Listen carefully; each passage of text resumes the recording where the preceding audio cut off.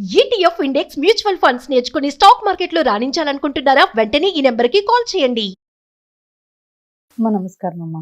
నమస్తే అమ్మా. మనం చాలా సార్లు మన చుట్టుపక్కల ఉన్న వ్యక్తులకి కానీ లేదంటే ఒక రిలేషన్షిప్ లో అయినా కానీ ఒక పర్సన్ కి చాలా విలువ ఇస్తాం.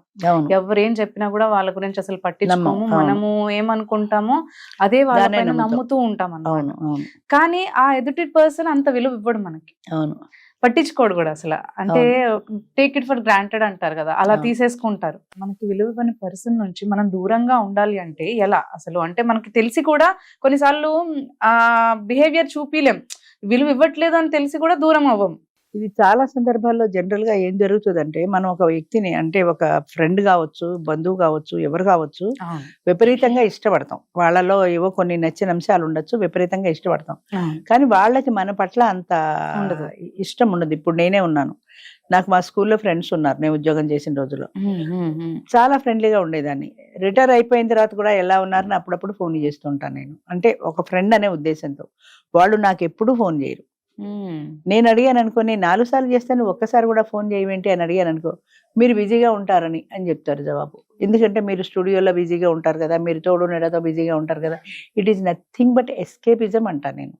ఎందుకంటే మీరు తప్పించుకోవడానికి చెప్తున్నారు. అసలు నువ్వు ప్రయత్నం చేస్తే కదా నేను బిజీగా ఉన్నాను, నువ్వు ఎలా అనుకున్నావు? నువ్వు ఫోన్ చేస్తే నేను ఎత్తకపోతే నీకు ₹1 ఖర్చు లేదు. నేను అందరికి ఇదే చెప్తా. నువ్వు ఫోన్ చేస్తే కదా, కనీసం మిస్డ్ కాల్ చూసుకుని నేను కాల్ బ్యాక్ చేస్తానమో, నువ్వు ఆ ప్రయత్నం ఎందుకు చేయలేదు?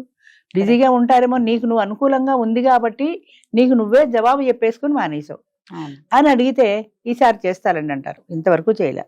కొన్నాళ్ళకి నాకు కూడా జ్ఞానోదయం అవుతుంది. నేనంటే ఇంట్రెస్ట్ ఉంటే తప్పనిసరిగా ఒక్కసారైనా ఫోన్ చేస్తారు.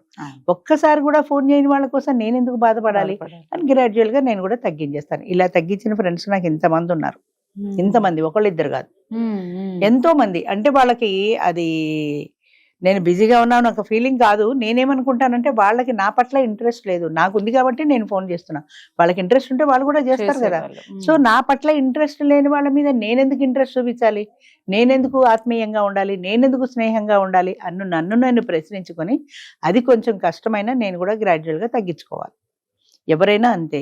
మనం విపరీతమైన ఇష్టంతో ఉంటాం అవతల వాళ్ళ మీద, కానీ వాళ్ళకి అసలు మనం అంటే లక్ష్యమే లేదు. మన పట్ల ఇప్పుడు ఇద్దరు వ్యక్తులు ఉన్నప్పుడు, ఒక వ్యక్తి రెండో వ్యక్తిని ఇష్టపడినప్పుడు ఆ వ్యక్తి కూడా అంతో ఇంతో ఈ పట్ల ఇష్టం ఉండాలి.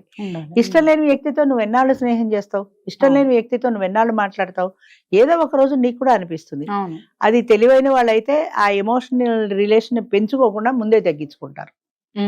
2-4 సార్లు మాట్లాడిన తర్వాత వాళ్ళ హావభావాలు, వాళ్ళ మాట తీరు నీకు అర్థమైపోతుంది కదా, వాళ్ళు నీ పట్ల ఎంత ఆత్మీయంగా ఉన్నారు.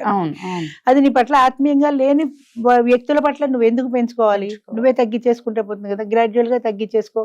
నా పట్ల ఇష్టం లేని వాళ్ళ పట్ల నాకు కూడా ఇష్టం లేదు అని ఒక డెసిషన్ తీసుకో. నా పట్ల ఇష్టం ఉంటే నేను మాట్లాడతాను, నా పట్ల ఇష్టం లేని వాళ్ళతో నేను ఎందుకు మాట్లాడాలి? అయినా కొంతమంది ఇంత తొందరగా డెసిషన్ తీసుకోలేకపోతున్నారు. వాళ్ళ బలహీనత. మీరున్నది ఉండండి, నేను ఉండేది ఉంటాను అంటారు కొంతమంది. అదే బలహీనత అంటున్నా. మన మనసుని మనం జవాబు చెప్పుకోలేకపోవటమే పెద్ద బలహీనత. అది నువ్వంటే ఇప్పుడు ఈ చేతికి ఆ చేయి ఎంత దూరం ఉందో, ఆ చేతికి ఈ చెయ్యి అంతే దూరం అని ఒక సామెత ఉంది. ఈ చేతికి ఈ చెయ్యి ఎంత దూరం ఉందో ఆ చేతికి ఈ చెయ్యి కూడా సేమ్ డిస్టెన్స్ ఉంటుంది, అంతే కదా.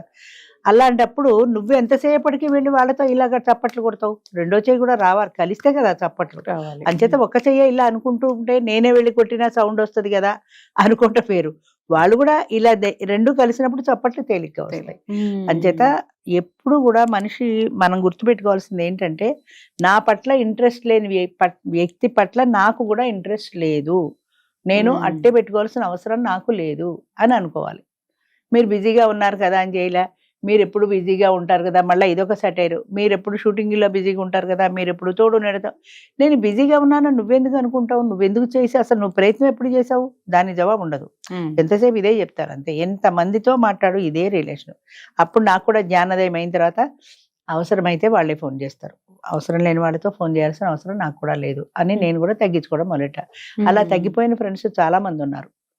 మరి ఒక్కొక్కసారి బాధ అనిపిస్తుంది, ఇంత స్నేహంగా ఉండేవాళ్ళు ఒక్కసారిగా ఎలా మర్చిపోయారు, ఎలా మానేశారు. ఎంత చెప్పినా వాళ్ళు ఇదే చెప్తారు, ఇంత బిజీగా ఉన్నావు. కిందసారి నువ్వు ఇంత ఎక్స్ప్లెనేషన్ ఇచ్చినా మళ్ళీ నువ్వు బిజీగా ఉంటావు కదా అని చేయలేదంటారు అంతే. అంచేత వాళ్ళకి ప్రధానంగా ఏంటంటే వాళ్ళు ఫోన్లు చేసుకుంటూ ఉంటారు, వాళ్ళకి బోళ్ళు ఫోన్ బిల్లు వస్తాయి. అందులో అంటే వాళ్ళ ముఖ్యమైన వాళ్ళల్లో నువ్వు లేవు అన్న విషయాన్ని నువ్వు గుర్తు తెలుసుకోవాలి. వాళ్ళ ప్రయారిటీ లిస్ట్ లో నువ్వు లేవు. ఉంటే ముందో వెనుకో ఏదో ఒకసారి అమ్మో చాలా రోజులైంది ఫోన్ చేసి ఎలా ఉందో అని చేస్తారు. అంటే వాళ్ళ ప్రయారిటీ లిస్ట్ లో లేవు. వాళ్ళ ప్రయారిటీలో నువ్వు లేనప్పుడు ఇంకెందుకు వాళ్ళ కోసం నువ్వు తాపత్రయపడాలి? నీ పట్ల కూడా వాళ్ళకి ఆ స్నేహబంధం ఉండాలి కదా. అది లేని వాళ్ళ గురించి మనం ఎందుకు ఆలోచించాలన్న పరిజ్ఞానం మనకు రావాలి, వాళ్ళకి కాదు. చూసావా నాకు ఫోన్ చేయలేదు అనే ఎక్స్పెక్టేషన్ ఎందుకు పెట్టుకోవాలి వాళ్ళ మీద? వాళ్ళు నీ పట్ల వాళ్ళు స్నేహంగా లేనప్పుడు, ఇప్పుడు మన 4 సార్లు చేసేసి నేను 4 సార్లు చేశాను ఒక్కసారి చేయలేదని బాధపడటం అనేది మన అవివేకం.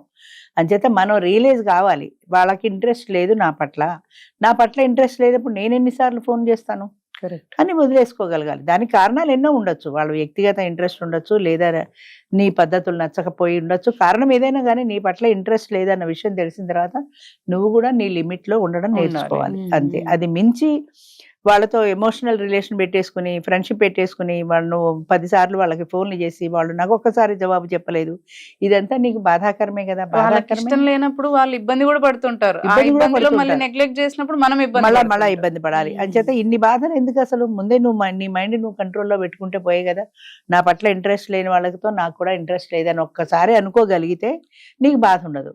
అలా అనుకోకుండా ఆ రిలేషన్ పెంచుకుని, ఆ ఫ్రెండ్షిప్ పెంచుకుని నేను ఎన్నిసార్లు ఫోన్ చేశా ఎక్స్పెక్టేషన్, అంటే వాళ్ళు కూడా 4 సార్లు చేస్తే ఒక్కసారైనా నాకు జవాబు ఇవ్వలేదు అనే ఎక్స్పెక్టేషన్ ఎందుకు? మా ఫ్రెండ్ ఉంది, ఈ ఊళ్ళోనే ఉంది, ఆవిడ ఎప్పుడు ఫోన్ చేయదు, కనపడితే మాత్రం నీ వీడియోలు నేను చూస్తూ ఉంటా అని చెబుతుంది.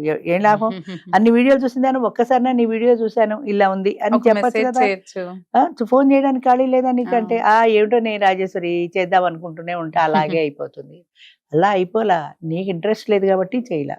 అది ఎన్నిసార్లు నిన్ను నువ్వు మోసం చేసుకుంటావు, అలాగే అయిపోయిందని. నన్ను కాదు, నిన్ను నువ్వు మోసం చేసుకుంటున్నావు అని మనం అర్థం చేసుకుని మనం దూరంలో ఉండాలి. అంతే. అంతేగాని మనం పెంచుకుంటే సరిపోదు. అది అవతల వాళ్ళ ప్రేమ కూడా మనకి కావాలి.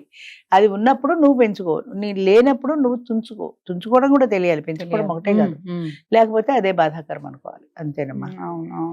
తెలుసుకొని మనము దూరంగా బాధ ఉండదు తెంచుకుంటే. లేకపోతే ఏమవుతుందంటే రోజు ఎక్స్పెక్ట్ చేస్తుంటాం ఆవిడ ఫోన్ వస్తుంది అని, లేదా ఆయన ఫోన్ వస్తుంది అని. భార్యాభర్తల బంధమైనా అంతే. ఆయన ఫోన్ చేయలేదు, ఆయన మాట్లాడలేదు, నే 10 సార్లు చేశాను, నీకు ఎక్కువ ఫీల్ అయ్యావు, నువ్వు ఎక్కువ ఎమోషనల్ అయ్యావు, నువ్వు చేసావు. ఆయన ఆఫీస్కి వెళ్ళిన తర్వాత అస్తమానం ఎలా ఉన్నావు అని 10 సార్లు ఎందుకు చేస్తాడు? ఆయన ఆఫీస్ పనిలో ఆయన ఉంటాడు. అది కూడా మనం అర్థం చేసుకోవాలి కదా. నేను 10 సార్లు చేస్తే మీరు నాకు ఒక్కసారి కూడా చేయలేదు అని కోపం తెచ్చుకుని ఏం లాభం? మనం కూడా తెలుసుకోవాలి, వాళ్ళు బిజీగా ఉన్నారు, వాళ్ళ బిజీలో వాళ్ళు డిస్టర్బ్ చేయకూడదు మనకి అని. మా మనమ్మైంది, అమ్మాయికి అస్తమానం ఫోన్లు వస్తుంటాయి, నాకు కూడా రావన్నీ ఫోన్లు. ఎందుకు అలా? నువ్వు ఇలా వచ్చి బ్యాగ్ ఎక్కడ పెడుతుంది? ఫోను. మధ్యాహ్నం ఫోను, సాయంత్రం ఫోను, మధ్యలో ఫోను. ఎందుకమ్మా నీకు ఇన్ని ఫోన్లు వస్తున్నాయంటే, మా పిల్లలమ్మా తిన్నావా లేదా అని అడుగుతున్నారు అంటది. వాళ్ళని తిట్టాలా, పిల్లని తిట్టాలా? భోజనం తెచ్చుకుని మనిషి తినకుండా ఉంటుందా? తిన్నావా లేదా అని ఒకసారి ఫోను. దానివల్ల అమ్మాయి పని డిస్టర్బ్ అవటల్లా, అమ్మాయి కాన్సన్ట్రేషన్ డిస్టర్బ్ అవటల్లా. ఆ ఫోన్ చేయడానికి మళ్ళీ వెళ్ళి నేను భోజనం చేశా, నువ్వు భోజనం చేసావా అని ఈ సుంటగా నీకు అవసరం ఉంటే తప్పకుండా ఫోన్ చేయి, కాదనంటల్లా. కానీ అమ్మ ఏదో పనిలో ఉంది, నువ్వు సాయంత్రం ఫోన్ చేయి, రాత్రి ఇంటికి వెళ్ళాక ఫోన్ చేయి, అప్పుడు మాట్లాడుకోవచ్చు కదా. అప్పుడు కాదు, తిన్నావా లేదా అని అడుగుతున్నా, నీ తల్లి ఫీల్ అయిపోతుంది నా పిల్లలకి ఎంత ప్రేమ అని. నిజంగా ఒక పూట బాగాలేకపోతే తల్లికి వాళ్ళు వచ్చి సేవ చేయట్లా. నీకు నిజంగా బాగాలేని రోజున ఏ కూతురు వచ్చి సేవ చేసింది నీకు చెప్పు? ఊళ్ళోనే ఉన్నారు ఇద్దరు. మరి తిన్నావా లేదా అని ఒక ఫోన్ కొట్టేస్తే సరిపోయింది. అదే నా బాధ్యత. నా పిల్లలకి చాలా ప్రేమ కాబట్టి ఫోన్ చేస్తున్నారు నువ్వు అనుకుంటున్నావు. నిజమైన ప్రేమ ఉంటే నీకు బాగాలేనప్పుడు అమ్మా నేనున్నాను, వచ్చి 4 రోజులు దగ్గర ఉండి సేవ చేయమను. అప్పుడు లేదు ప్రేమ, ఫోన్లో ఒట్టి లొల్లుపుచ్చి కబుర్లు చెప్పడంలో వస్తుంది. అంచేత ఇవన్నీ హంబక్కమ్మ. అది మనం తెలుసుకోగలగాలి అంతే. మనం తెలుసుకొని మనం కంట్రోల్ పెట్టుకుంటే ఈ బాధలు ఉండవు ముఖ్యంగా. థ్యాంక్ యూ అమ్మ. Thank you.